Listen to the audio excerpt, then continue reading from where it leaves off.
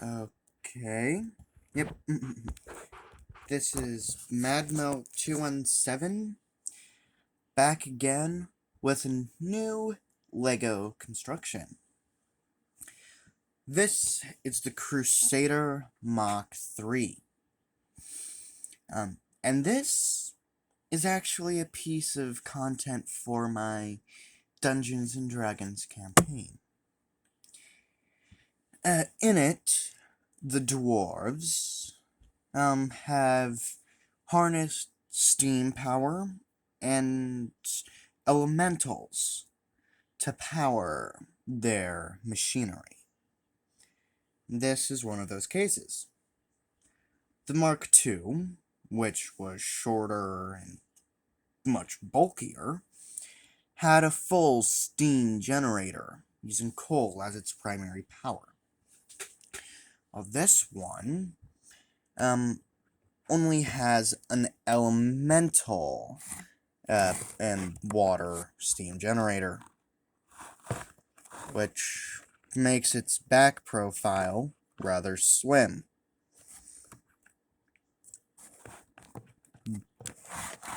But, well, yeah, smokestacks, yeah. It's getting closer for detail. You can see the helmet, shoulder piece, cannon, going down the arm. This side has a flamethrower, vents. It has full what's supposed to be leather skirting, moving down the leg, more vents, just an angular design. I purposefully made this design have angles. And in this form, because, well, being a more not quite mass-produced, but more easily produced suit, and being the main workhorse for the Dwarven army, it has variants. But for this variant, the only accessory is a big old sword. This is supposed to be like the Warhammer 40k chainsword, where it's a chainsaw mixed with a sword. But, well, with Lego at this scale, you can't really get it.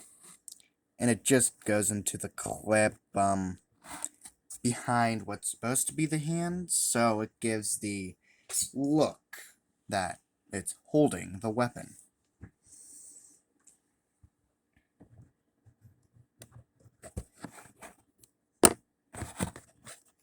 Then, before I put it back on, let's quickly go around to the back. Ugh, excuse me. Excuse me. You can see the smokestacks, a little bit of detail.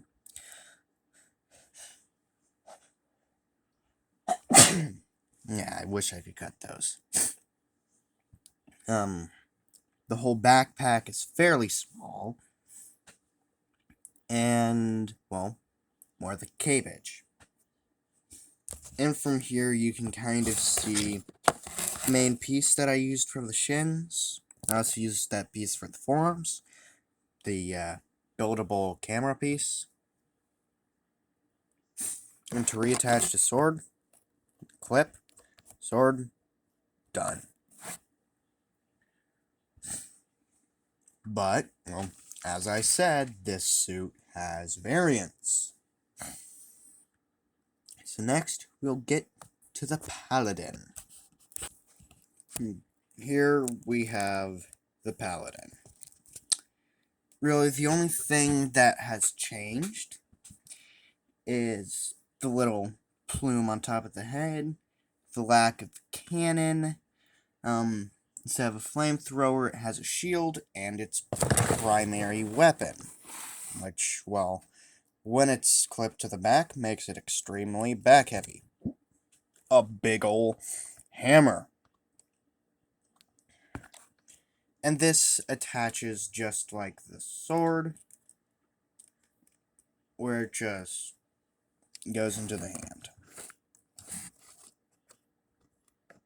Now, this thing is very heavy. So, it can't really hold it. But, hey. I'm getting in close to the look of the shield. Yeah, I used the, circular 8-clip piece for its base. And just built off it. And, well, I guess that concludes the Paladin. Meaning, well, one more variant to look at. The Pope. Before I apply the Pope armor, just want to show you more of what the base is. Shut up. Sorry. You can see the waist unit. The side and back skirts have all of their plating removed. Same with the side and rear of the forearms. So you can really see that camera. The shoulders don't have their stuff anymore. And the head is removed. Plus, well, the back detail is no longer there. But, well, time to plate it up. It's the Pope. And here we have the final form of this thing. The Pope. This set is mostly used by spellcasters. Like, well, with this coloration, more of like a cleric or a paladin would use it. But give it some other colors, and, well, it could be used by your wizards, warlocks, druids.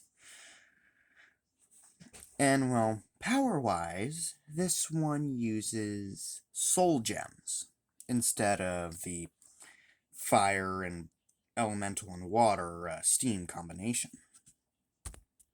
As we get up close, well, you can see that there's actually a head there, and bigger shoulder pads.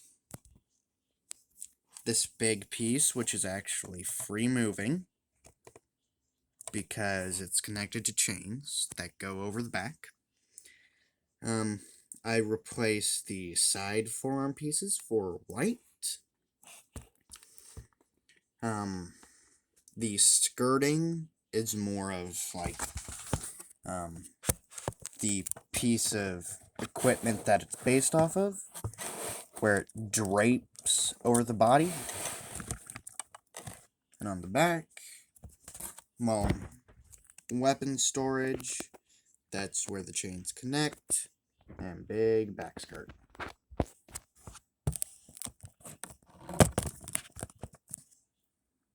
But I just kind of like the radical transformation. Well, the transformation that it goes through to enter this form. Because, well, it looks similar to what it looked like, but it's very different. Now, to remove its weapons, just pop off the staff, and the sword is on a illegal hinge. Yeah, I do use illegal building techniques.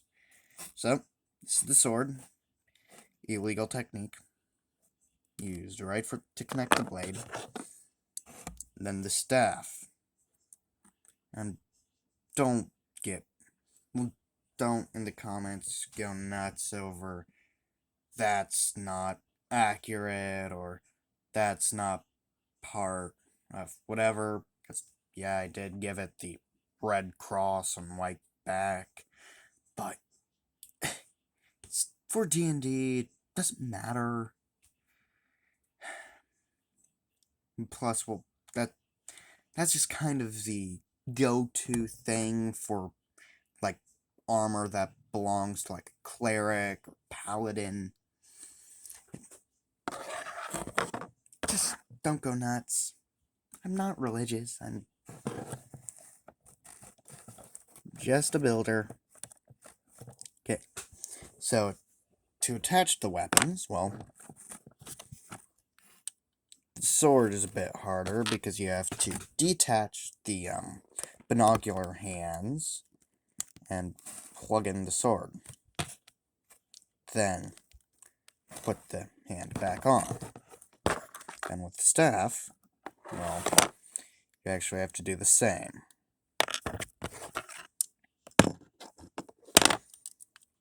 But because of all the extra bulk on this one, it does make it a bit harder.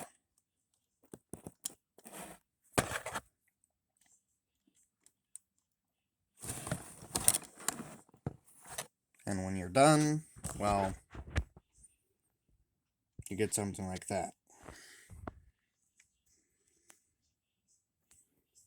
So that has been the Crusader Dwarven Exo Armor.